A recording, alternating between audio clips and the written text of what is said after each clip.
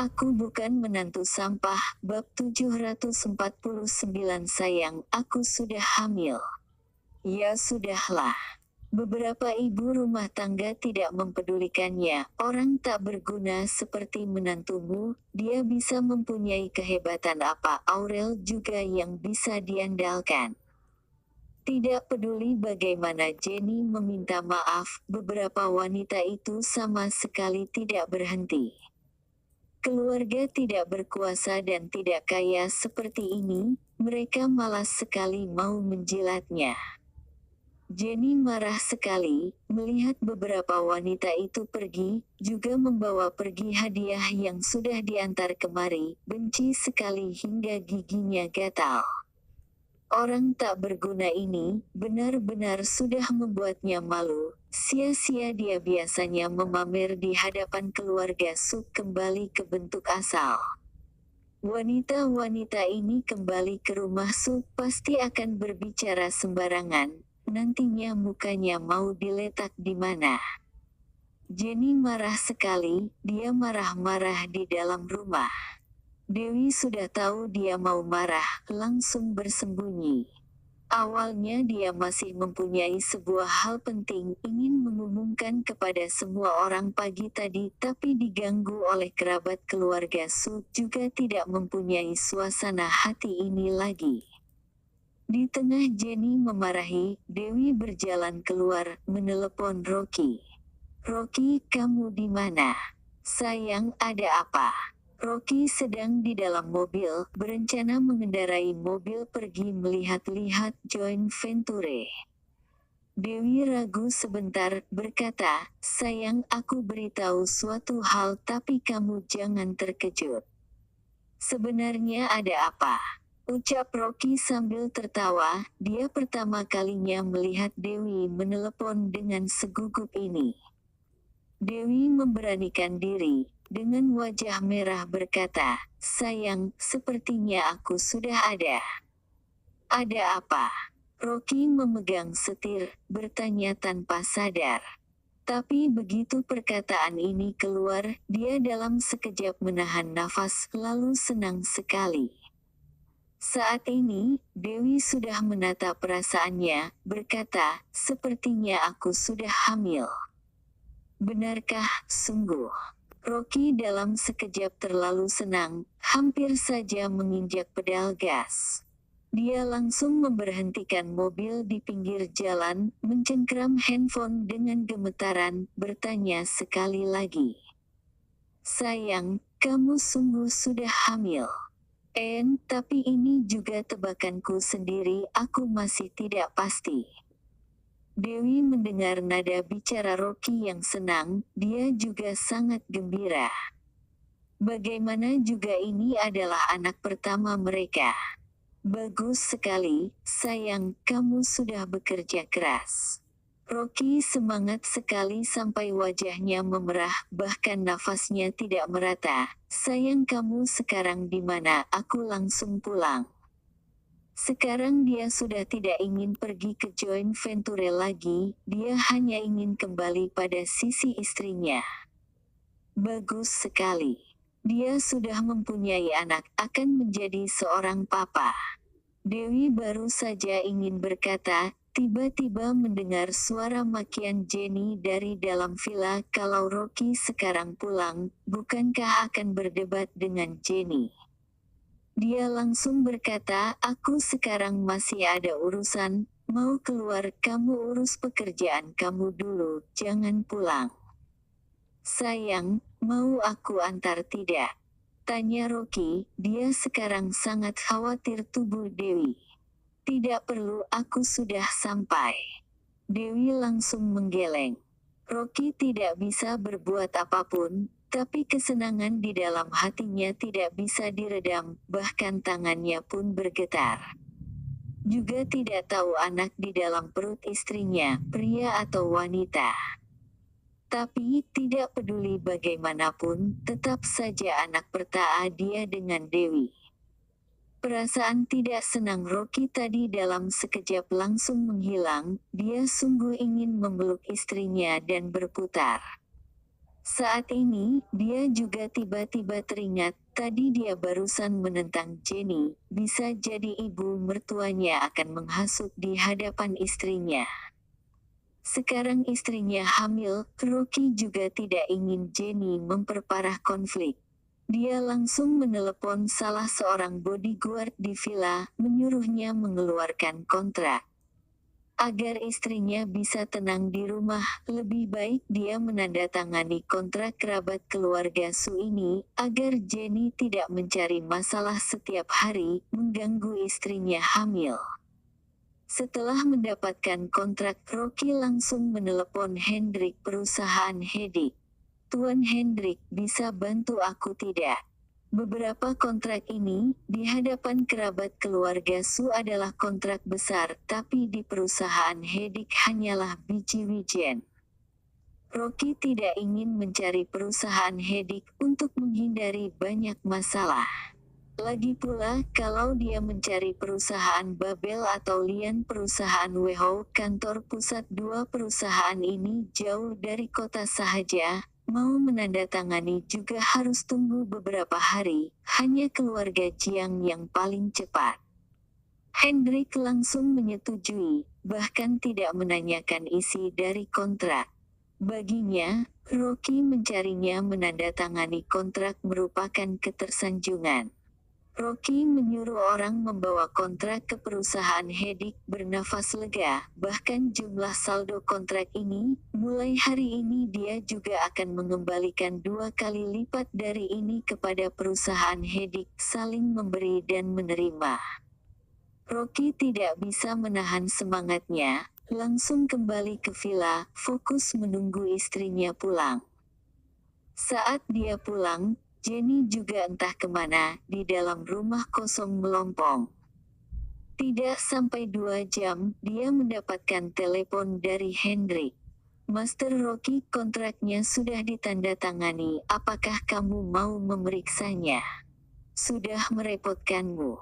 Rocky mengangguk lalu berkata, kontrak ini kamu langsung antar ke orang penanggung jawab perusahaan itu saja. Hendrik berkata lagi, Master Hendrik, dan juga ada sebuah hal lagi, aku memeriksa beberapa perusahaan ini, ada beberapa hutang dan kontrak hutang masih ada pada keluarga Jiang, sejauh ini perusahaan-perusahaan dalam status berhutang, bagaimana kamu bisa mempunyai hubungan bisnis dengan mereka? Rocky juga tidak bisa menjelaskan ini adalah kerabat ibu mertuanya. Jadi berkata, utang-utang ini, bisa tidak kreditornya dialihkan kepadaku saja, aku sekarang akan membayar lunas utang tersebut. Hendrik berkata sambil tersenyum, hanya jumlah kecil saja, mana berani merepotkan Master Rocky, aku langsung administrasi hutang kemari, kalau kamu mengungkit soal uang denganku, maka sudah terlalu segan. Dari salep intermittent joint venture saja, keluarga Jiang sudah mendapatkan ratusan miliar, dan juga kedepannya masih bisa diharapkan, dia bagaimana mungkin meminta uang kepada Rocky. Rocky dengan berat berkata, kamu bawa kemari saja. Bagi orang 4 keluarga besar kota sahaja, puluhan miliar hanya masalah kecil saja, kalau dia menolak lagi akan terlihat jelas picik. Tidak lama, dokumen hutang semua dibawa ke atas meja Rocky, kreditor sudah berubah menjadi namanya agar dia lebih mudah mengeluarkannya kapan saja. Kontrak sudah selesai ditandatangani. Keluarga Jiang tidak mempedulikan uang sekecil ini, tidak masalah untung atau rugi, hanya murni menjaga gengsi Rocky saja. Sedangkan dokumen hutang, malah dibagi menjadi beberapa bagian, terbagi menjadi beberapa anak perusahaan keluarga Su. Rocky menghitung sebentar, totalnya ada 120 miliar. Tampaknya keluarga Su juga hanya glamor di luar, sebenarnya banyak berhutang, kalau tidak beberapa ibu rumah tangga itu juga tidak akan mencari Jenny memikirkan cara Lagi pula mau menggelar rapat besar keluarga Su, Rocky juga malas menyediakan hadiah, berencana menganggap semua dokumen hutang ini sebagai hadiah pertemuan, juga membuat keluarga Su agar bisa bersikap lebih baik kepada Jenny agar tidak mempengaruhi kehamilan istrinya. Waktu malam hari, Jenny dan Andrew pulang, wajah mereka kelelahan. Begitu melihat Rocky, Jenny langsung marah sekali, langsung memarahi sambil menghentakkan kaki. Orang tak berguna, hari ini kamu sungguh membuatku malu, harga diriku sudah hilang kamu buat. Kalau waktu biasanya, Rocky pasti tidak mempedulikan Jenny, tapi agar istrinya tenang, dia pura-pura tidak mendengar. Saat ini, Dewi langsung berkata, "Ma, kamu jangan memarahi Rocky lagi, aku sepertinya sudah hamil." Jenny baru saja mau memarahi lagi, tiba-tiba mendengar ini, dalam sekejap seluruh tubuhnya mengeras. "Anakku, kamu sungguh hamil." Andrew senang sekali, air matanya mengalir. Dia sudah berharap lama sekali, sekarang akhirnya bisa menggendong cucu. Mulai sekarang setelah pulang ke rumah, juga bisa menikmati kesenangan menjaga cucu. Aku bukan menantu sampah, bab 750 rapat besar keluarga Su. Jenny malah kecewa, sama sekali tidak senang. Dia hari ini diremehkan oleh kerabat keluarga Su, semuanya karena Rocky bukan direktur sama sekali tidak mempunyai harta ratusan miliar. Dia sedang berpikir kapan anaknya bercerai, berharap kerabat keluarga Su bisa memperkenalkan seorang direktur di kota sahaja. Kalau ada kesempatan, cari keluar tuan muda ketiga keluarga Lin, bertemu dengan anaknya, maka dia mempunyai kesempatan untuk kaya. Bisa menjadi ibu mertua keluarga Lin, maka dia bisa bersikap sombong di hadapan kerabat keluarga Su. Tapi, Jenny juga tidak bisa menunjukkan, hanya bisa berkata dengan tidak bersahabat, benar atau tidak, lebih baik pergi ke rumah sakit periksa.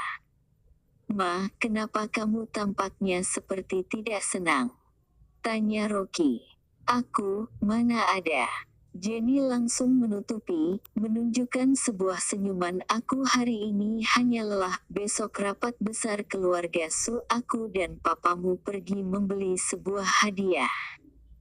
Sambil berkata, dia langsung berjalan ke kamar mandi. "Aku kembali ke kamar istirahat dulu, nak, tunggu setelah rapat besar keluarga kamu pergi ke rumah sakit periksa baru kita bicarakan lagi." Wanita tua ini, sikap apa ini? Andrew sedikit tidak senang, tapi tetap menjelaskan kepada Rocky, "Mamamu hari ini sudah lelah, dia istirahat dulu." Rocky mengangguk, lagi pula dia tidak peduli sikap Jenny seperti apa, asalkan suasana hati istrinya baik saja. Malam hari kembali ke kamar, Rocky dengan berhati-hati memeluk Dewi, takut akan melukai perutnya. Dewi dengan manja berkata, "Aku bukan terbuat dari kaca, untuk apa kamu berhati-hati sampai seperti ini? Sayang, aku takut menjepit anak di perutmu." Rocky menggaruk kepalanya, tersenyum, "Kalau tidak mulai sekarang aku tidur di ruang tamu." "Tidak perlu."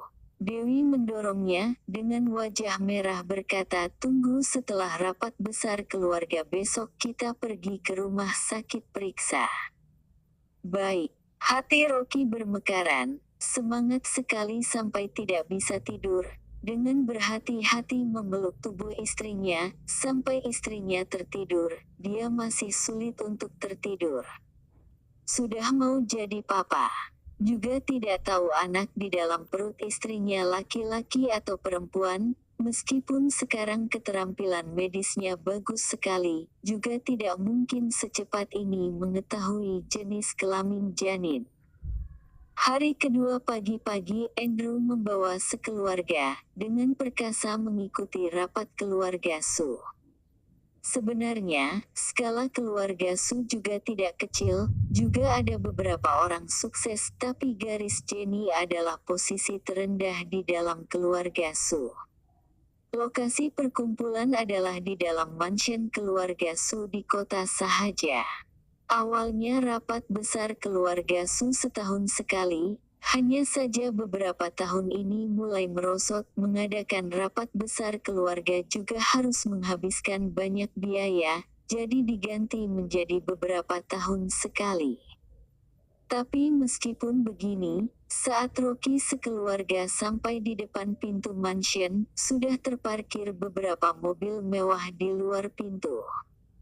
Di antaranya yang paling menyita perhatian adalah Rolls-Royce yang seharga 20 miliar lebih. Di sebelahnya ada seorang pemuda sopan yang berpakaian setelan bermerek, tampak kurus dan lembut, memakai sebuah kacamata berbingkai emas. Tidak sedikit kerabat keluarga Su mengelilingi pemuda ini, tidak berhenti memuji. Mata Jenny juga penuh kekaguman, dengan cemburu berkata, "Lihatlah Leon, sekarang karirnya bagus sekali, sudah menjadi seorang direktur." "Itu siapa?" Rocky meliriknya sekilas, hanya merasa mobil itu biasa sekali. Mobil biasa di garasinya jauh lebih mahal dari mobil itu. Dewi berkata, "Kamu masih ingat tante sepupu pertama Aurel? Itu adalah anaknya. Tante sepupu pertama." Rocky langsung teringat, bukankah itu wanita yang kemarin di grup chat keluarga Su angpaonya direbut oleh Jenny, lalu langsung memaki hebat. Sekarang rapat keluarga Su Aurel ini pasti akan datang. Kerabat yang berkumpul di depan pintu rumah Su. Jenny langsung mengangguk dan menunduk melangkah maju dan menyapa para kerabat.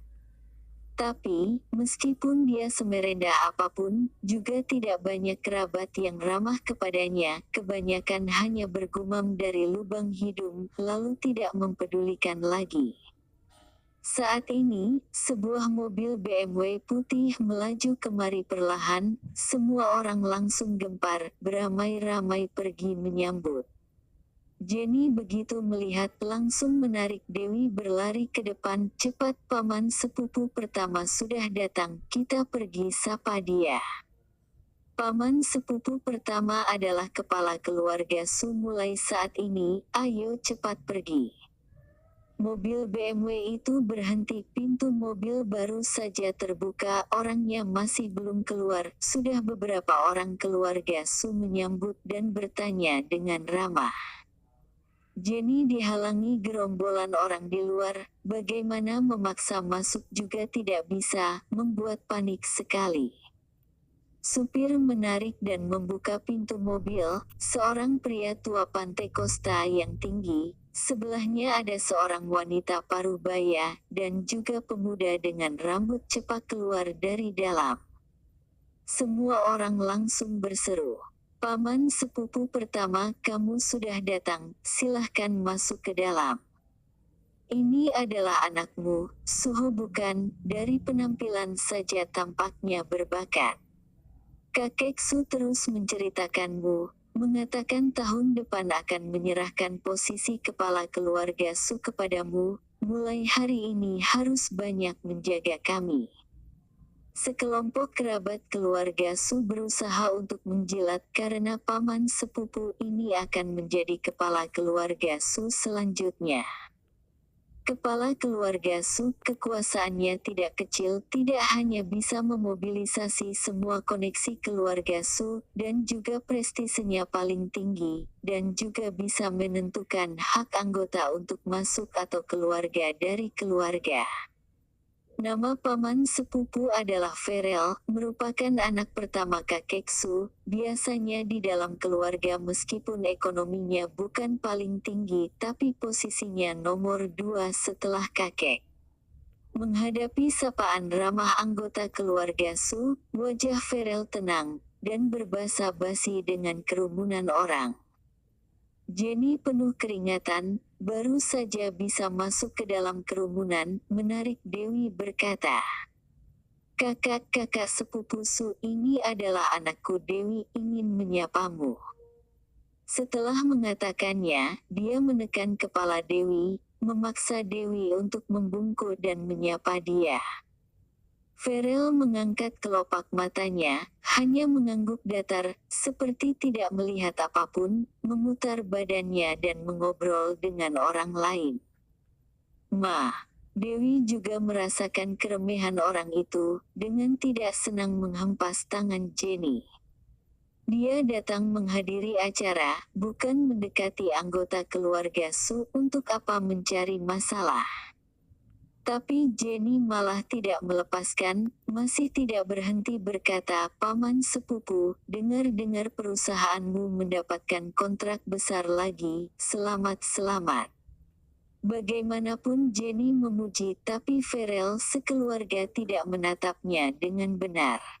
Jenny masih ingin berjabat tangan dengan anaknya Suho, tapi tangan yang terulurkan orang itu sama sekali tidak melihat, langsung melewati tangan Jenny, berjabat dengan kerabat keluarga Su di belakangnya. Jenny canggung sekali, tapi masih tetap tidak putus asa. Bagaimana juga ini adalah keluarga Su di masa depan, tidak boleh tidak didekati. Tapi saat ini, Leon berjalan dari sebelah. Menyempil di kerabat sebelah Farel, langsung memberikan jalan, dan juga ada perang yang mendorong Jenny dengan kuat. Leon berjalan ke sana dengan aura yang tidak biasa, berkata, "Halo paman sepupu, dengar-dengar kamu baru menandatangani sebuah kontrak besar, hebat sekali." "Oh, Leon." Ketenangan di wajah Farel langsung menunjukkan sebuah senyuman, berkata, "Dengar-dengar papamu penisun dari baris kedua, memberikan direktur perusahaan farmasi kepadamu. Kamu adalah orang muda berbakat di keluarga Su kita, bagus sekali." Leon berkata, "Paman sepupu berlebihan, kalau tidak ada bantuan dari para kerabat, aku juga tidak akan tumbuh secepat ini." Farel tertawa terbahak, anak muda tidak sombong, sungguh langka sekali. Setelah mengatakannya, dia menyuruh Suho, "Mari, sapa Leon, nanti kalian akan mempunyai kesempatan untuk bekerja sama." Setelah mengatakannya, Suho yang baru saja menghadapi kerabat keluarga Su dengan wajah tidak sabaran, langsung tersenyum, langsung mengulurkan tangan.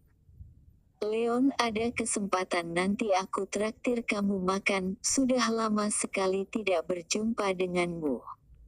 Harusnya aku yang mentraktirmu, sesudah perkumpulan keluarga, sama-sama buat janji makan bersama."